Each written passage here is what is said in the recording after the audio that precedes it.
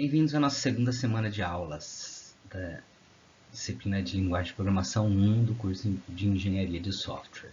Essa é a primeira videoaula, da nossa aula de quinta-feira, dia 20 de agosto. Bom, o primeiro item que nós vamos falar nessa videoaula é sobre a saída de dados na linguagem C. Nós vamos abordar aqui como são feitas essas saídas de dados, os principais comandos, sintaxes, as bibliotecas necessárias para que eles funcionem, e passar alguns exemplos aí da utilização desses comandos. Bom, a linguagem C ela trabalha muito com bibliotecas. O que seriam essas bibliotecas? Códigos-fonte já prontos, compilados, pré-definidos aí, para que você possa utilizar alguns comandos que existem dentro desse código, dessa biblioteca, dentro do seu programinha, sem precisar criá-lo por completo. Dá um exemplo. Essa biblioteca aí, stdio.h. std é de standard, de padrão, IO é input, output, entrada e saída, E .h é uma das extensões aí das bibliotecas, Então, essa é uma biblioteca padrão de comandos de entrada e saída de dados, tá? Então, como que ela funciona? Essa biblioteca, quando você instala um compilador C no seu computador, essa biblioteca vem junto com o compilador C e lá dentro está definido ali como que funciona o comando, por exemplo, no nosso caso aqui, o comando printf, tá? E aí, o que eu posso fazer? Quando eu declaro essa biblioteca no meu programa, eu não preciso criar novamente o comando printf.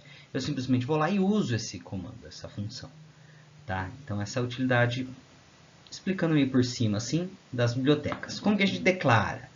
Antes da função main, a gente coloca o include, a cerquinha, hashtag, include, e o nome da biblioteca dentro do sinalzinho de menor a maior. Então, ficaria ali, include stdio.h. As principais funções dessa biblioteca são as funções de entrada e de saída, como eu já falei, printf, que é de saída, scanf é entrada, getchar é entrada, putchar saída e putS é saída também. Bom, falar sobre as funções de entrada, de saída, Primeiro vamos falar de putchar. Putchar significa colocar um caractere, colocar ele para fora, colocar ele na tela, É uma função bem simples de saída de dados e ela imprime um único caractere. Tá? Na aula passada, a Michelle comentou várias vezes sobre variáveis ali. A variável char, ela falou várias vezes, que é uma variável que vai conseguir armazenar somente um caractere. Tá? A variável string, depois nós vamos detalhar um pouco melhor, a variável string ela é um pouquinho mais complexa, tá? Ela já pode armazenar uma cadeia de caracteres, Uma palavra ou várias palavras, um espaço e tal. Então, um exemplo aí do comando de saída de dados, o putchar. Então, coloquei o programa inteiro ali, ó.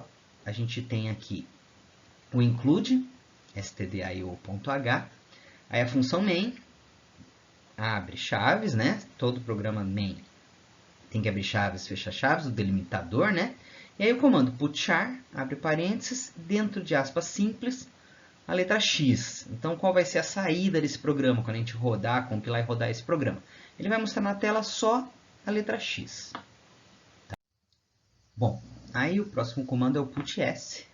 PutS significa put string, Ele já vai colocar, mostrar na tela, exibir, uma string, uma cadeia, um conjunto de caracteres, tá?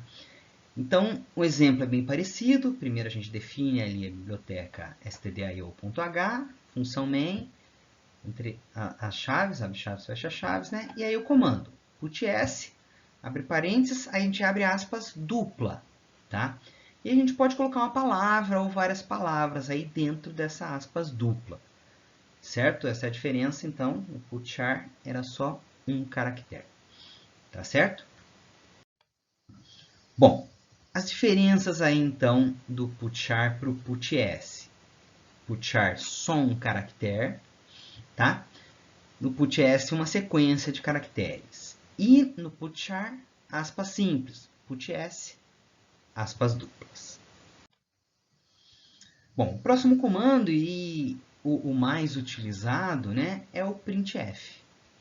O printf significa print formatted, imprimir formatado, vai mostrar na tela. Então, um texto já com um formato pré-definido aí. Tem uma tabelinha com vários tipos de formato aí também.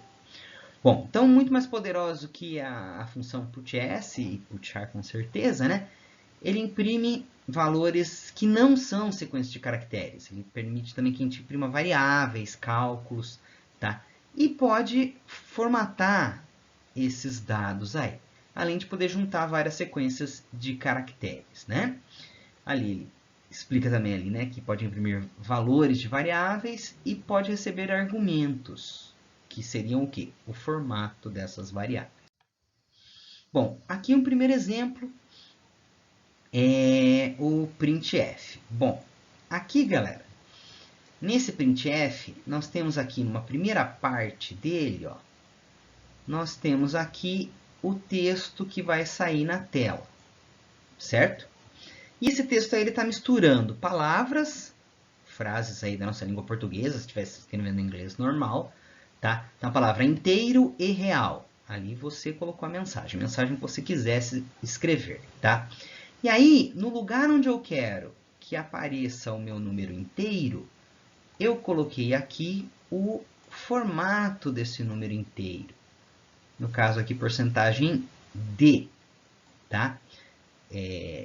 E aí, no local, exatamente na posição onde eu quero que apareça uma variável real, eu coloco o formato dela aqui, então, porcentagem F, né?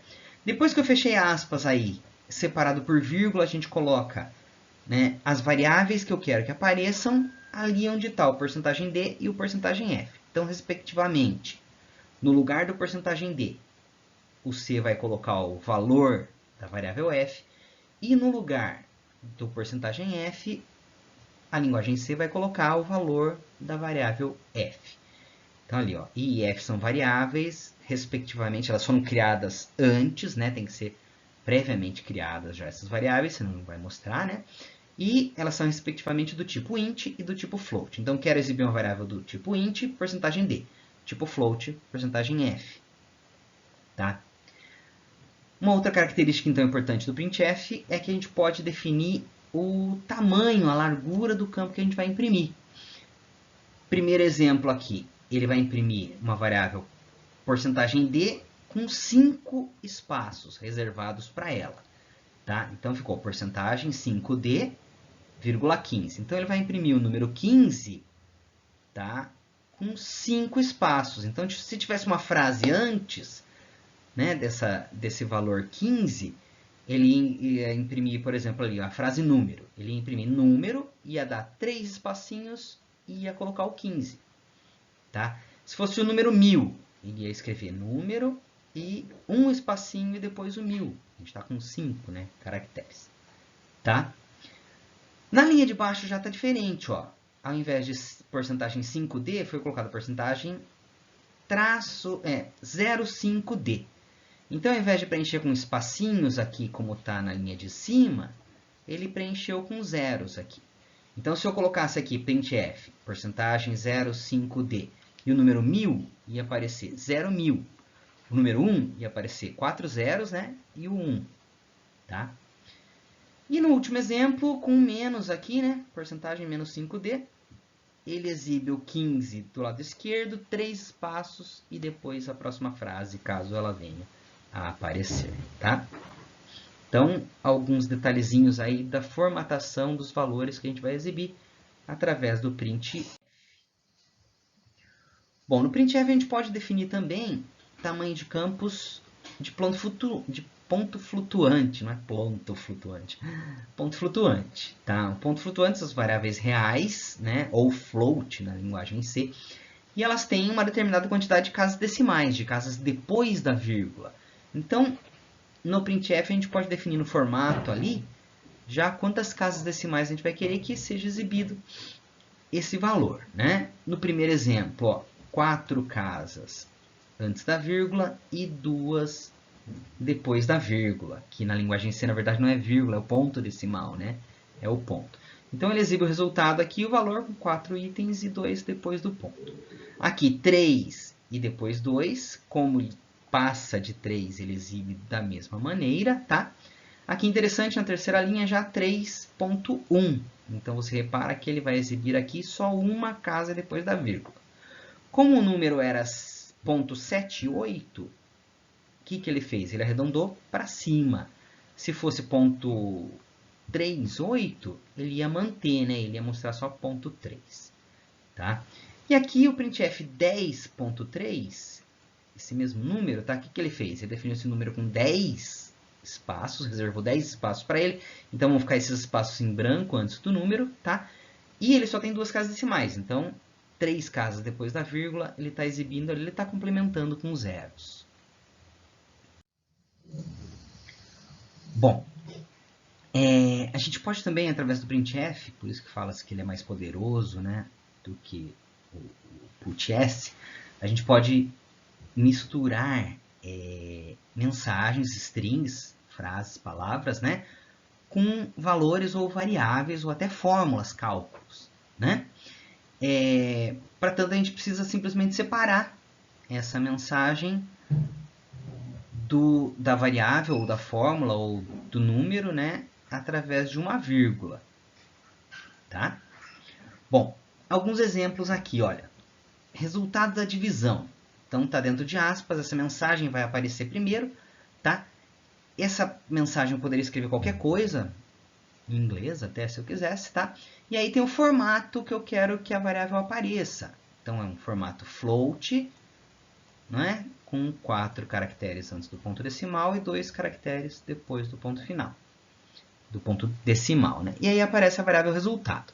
Lembrando que essa variável resultado já foi previamente definida, ela foi criada como float e ela já foi atribuído algum valor para ela, né? No outro exemplo, eu escrevo a mensagem idade e aqui o formato da variável, né? Porcentagem D é inteira, né? Int. E aqui depois vírgula e a variável que eu quero que exiba, idade, né? O aluno tem o formato aqui da variável altura. Então, 4 caracteres antes do ponto decimal, 2 depois do decimal. O produto pesa, quilos. O formato aqui primeiro, float, 4 antes do ponto decimal, 2 depois do ponto decimal. E aqui um exemplo interessante onde ele vai imprimir a soma de duas variáveis, né? Então, a mensagem que eu quiser escrever aqui, tá? E aqui o resultado da soma dessas duas variáveis vai aparecer no formato float, 2 casas antes da vírgula, 2 casas depois do ponto decimal. Quando ele falar vírgula, né? No C é ponto, né? E aí o que ele vai imprimir? Ele vai imprimir o resultado disso aqui, ó, I mais F. Imaginando que I seja 10 e F seja 15, ele vai imprimir 25. Tá certo? Reparem aqui nesse último printf que a gente fez, que eu coloquei aqui, antes de fechar aspas, eu coloquei um objeto que é barra inversa n, tá? Esse objeto barra inversa n, dentro de uma string, ele gera um caractere de nova linha. Ou seja, depois desse printf, ele vai imprimir uma linha em branco, vai cair para a linha de baixo, o próximo printf vai ser na linha de baixo. Então, se a gente rodasse esse programa aqui, criando as variáveis primeiro, lá em cima tudo bonitinho, o que ia acontecer? Essas 4 mensagens aqui primeiras, elas iam aparecer uma na frente da outra. Tudo na mesma linha, porque eu não fiz a quebra um caractere de nova linha, tá? E aí, depois da impressão do último comando, ele iria quebrar uma linha. Certo? Então, é isso, explicando, então, os comandos de saída de dados nessa nossa aula aí do dia 20.